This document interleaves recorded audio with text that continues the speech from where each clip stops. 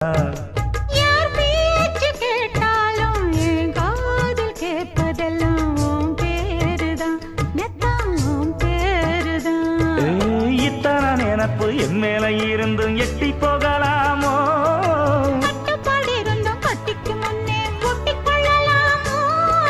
முத்தமிட்டா மோசம் என்ன உண்டாகும்?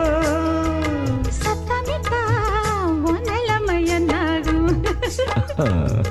புது அழையால அரைச்சு தொண்டையில தான் நனைச்சு மாமன் கிட்ட பேச போற மணிக்கணக்கா. தூண்டாமணி விளக்க தூண்டி விட்டு எரிய வச்சு ஓ முகத்தை பார்க்க போற நாள் கணக்கா. அந்த இந்திரன் சந்திரனும் மாமன் வந்தா எந்திரிச்சு நிக்கணும். அந்த ரம்பையும் ஊர்வசியும் மயிலுக்கு தொண்டுகள் செஞ்சிடணும்.